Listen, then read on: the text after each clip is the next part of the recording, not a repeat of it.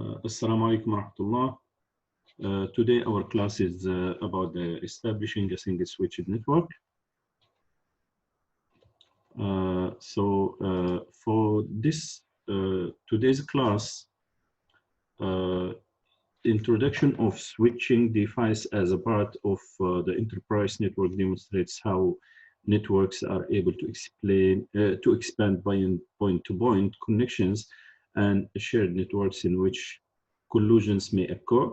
The behavior of the enterprise switch when introducing to the local area network is detailed, along with an understanding of the handling of unicast and broadcast type frames to demonstrate how switches enable networks to overcome the performance obstacles of shared networks. So for today, we are going to talk about the switching networks in general. How the switching networks comes to the scene, and what's the difference between them and the point-to-point networks, and so on. We will see also how the switching network works, and how the connections are established, and how the switching tables are updated, and so on. So the objectives of this class of today are that the first one is to allow you explain the decision-making process of a link layer switch. So based on this, you will learn how the switch is thinking, how the switch is making the decision, how that switching table is updated, and how the data is filling up the table. The second thing, you will be able to configure parameters for negotiation on a link layer switch.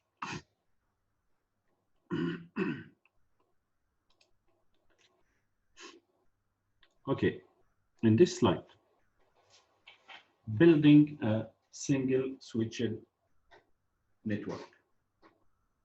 So as you can see here, we have a switch and multiple hosts or multiple computers. And as you can see here, every computer has a MAC address, which is a physical address that comes from the manufacturer of network interface card. And also every computer has an IP, but the switch doesn't have IP addresses. It only has some interfaces, physical interfaces, and every interface has a MAC address as well.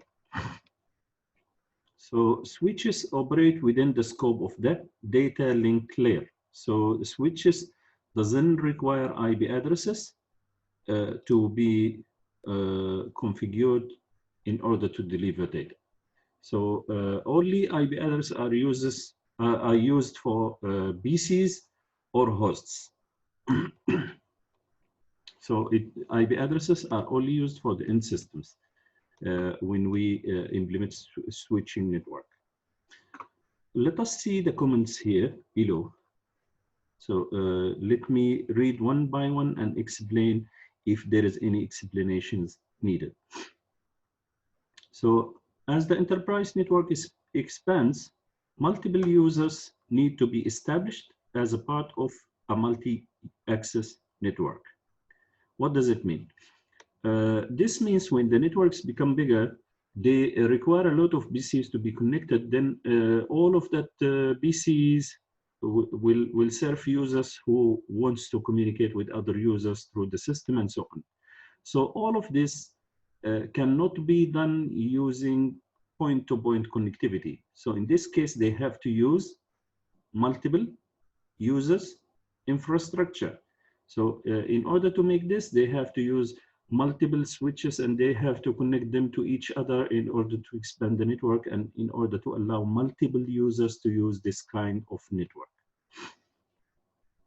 So the evolution of network technologies has seen a shift away from shared local network. This one is the old technology, to networks which support multiple collision domains, the current networks that support multiple collision domains, and support the use of 100 base T forms of media that isolated the transmission and reception of data over separated wire pairs. So in the current technology, what they call it here, multiple collision domains, is based on Ethernet standard, which uses the UTB cables or STB cables. So UTB and STB cables has 4 pairs, as I explained last time, and every pair is used for to do a certain task. So here, UTB cable.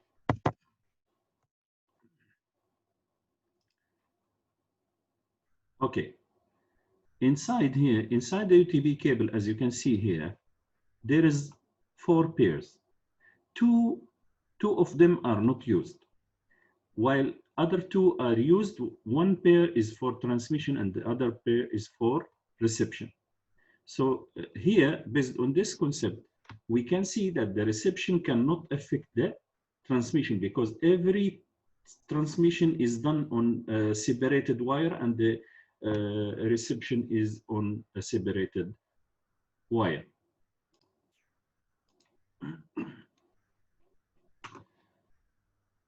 Okay, so thus eliminating this technology, the Ethernet technology with the UTB and STB cables, can eliminate the potential for collisions to occur, and allows the higher full duplex transmission rates.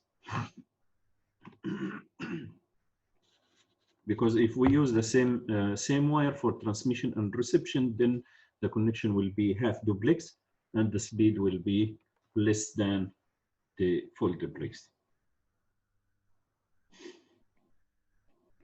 Okay, the establishment of a switch brings the capability for increased port density to enable the connection of a greater number of in-system devices within a single local area network. So using these switches, we can increase the number of users to a few tens of BCs or few hundreds of BCs, or some even thousands of BCs. So we can expand the network to a big number of users. Each end system or host within a local area network is required to be connected as a part of the same IP network in order for communication to be facilitated at the network layer. So here, this point, what does it mean? In order to allow these 2 or 3 PCs to be connected to each other, to communicate to each other, then we have to use the same range of IP addresses. If we use different range of IP addresses, regardless of they are connected on the same physical switch, then they will not be able to communicate, because they are using different subnetwork or subnet masks. Okay, so we have to allow computers to communicate through a certain switch. Then they have to use the same IP network addresses and same IP network subnet mask. The IP addresses, however, is only relevant to the host systems. So host systems only needed to be configured for IP addresses and subnet mask. Switches are not needed to be configured. Okay, let us now start with the initial state of the switch. So at the first time we start up a switch, we switch on the power of the switch, then we will see the switch will have an empty MAC address table, like what we are seeing just now on the slide here. So before receiving or transmitting data through this switch, the MAC address table is going to be empty. But okay, when a certain computer wants to transmit data to another computer, for example, in this slide, host A wants to send data to host C, but the switch doesn't know where this host C is connected. Is it connected to port 2 of the switch or port 3? It doesn't know. Why it doesn't know? Because the table is still empty. So in this case, this packet is going to be received by the switch from the source, which is the host A.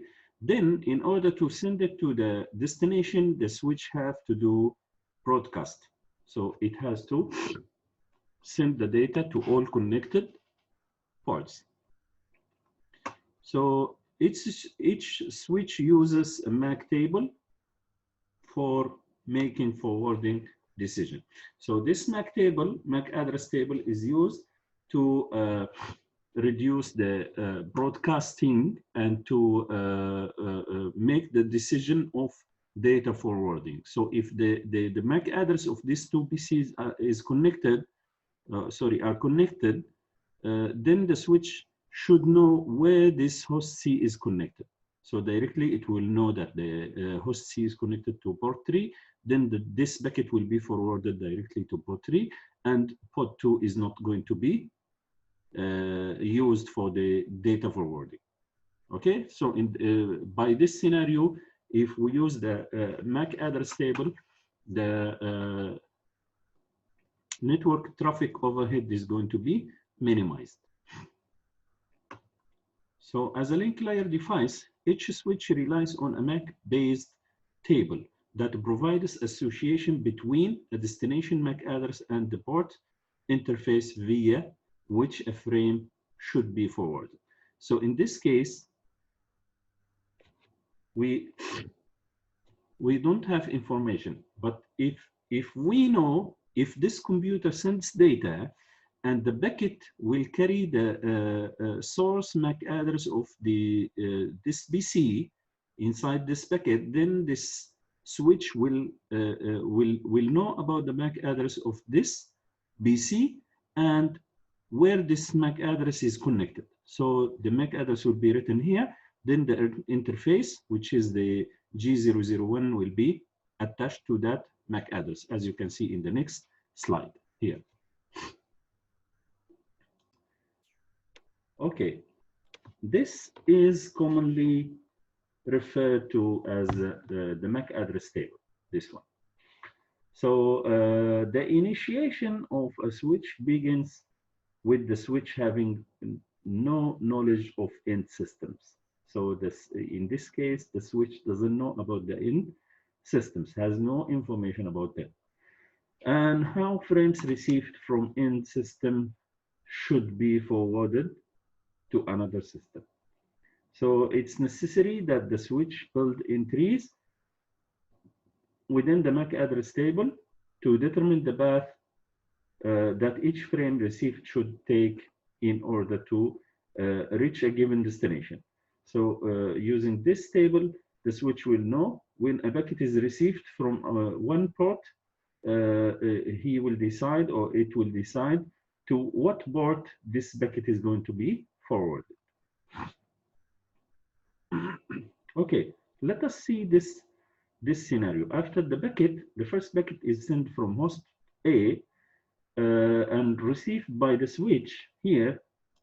So the switch will know the information because the packet will carry the destination, the source MAC address and the destination MAC address.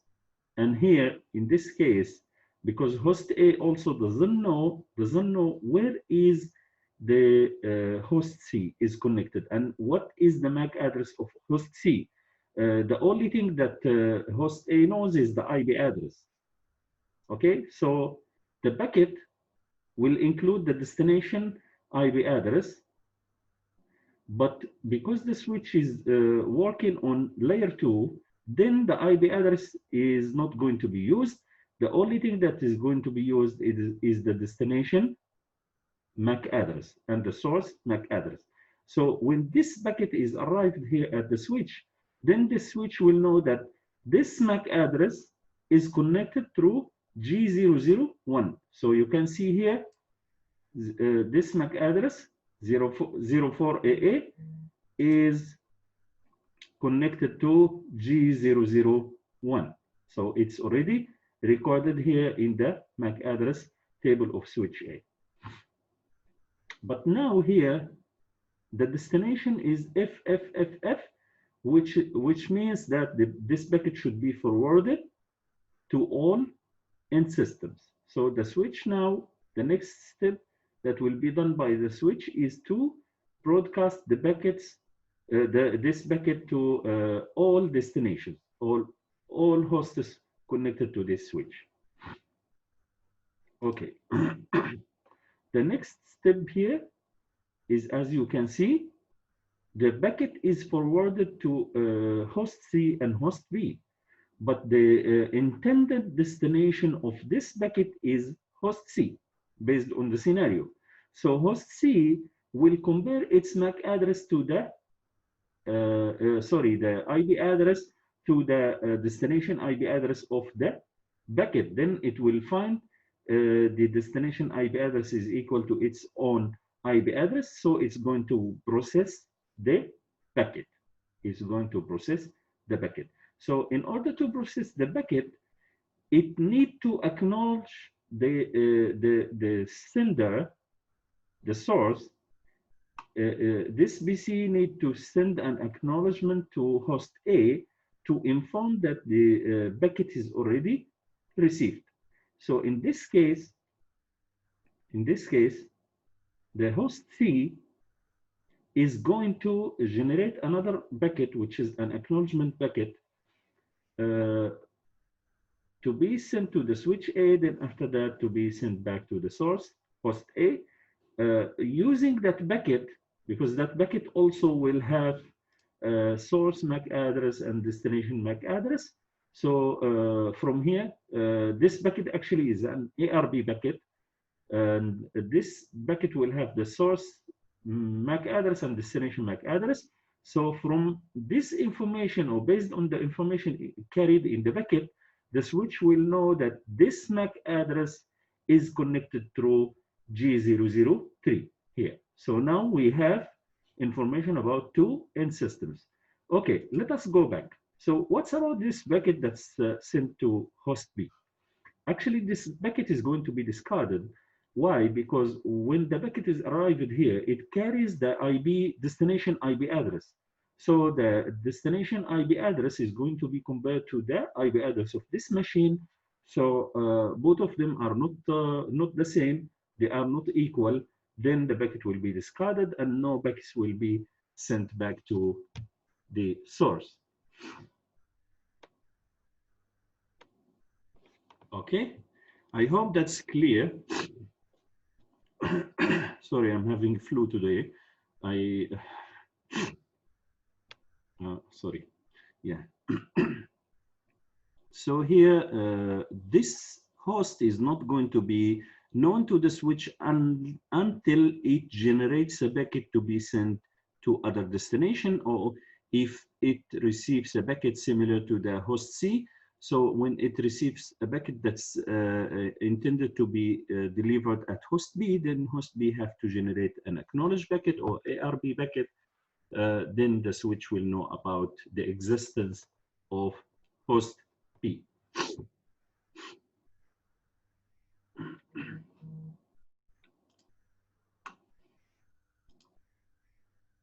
Okay, this is after this. Now we have host A and host C are known to the switch.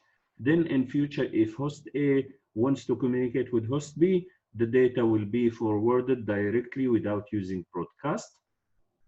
Why? Because the packet, if the packet needed to be sent from here to here, it should carry the destination MAC address. Destination MAC address will be known, not like here. In the first time, the destination MAC address is all ifs. So this means broadcast. This means that the destination MAC address is not known. But after host A receives the acknowledgement from host C, then the acknowledgement will carry the host C MAC address, which will be saved at the host A. So any future packets generated at the host A to be delivered to host C should carry the destination MAC address.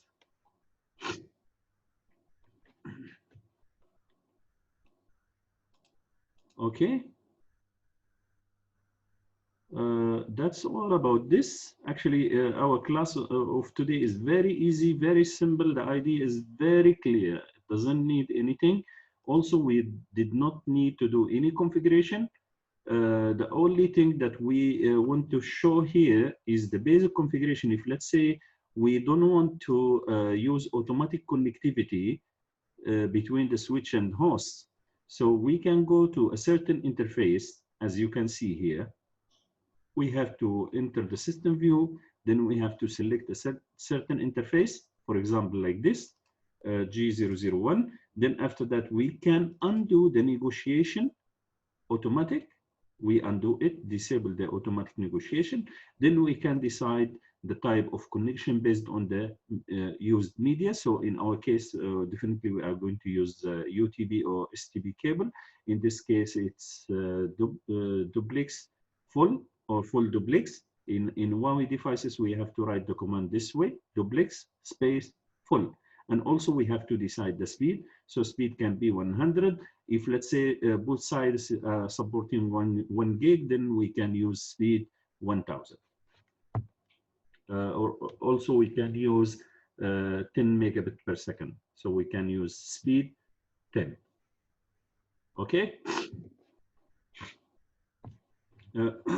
Not these configurations are normally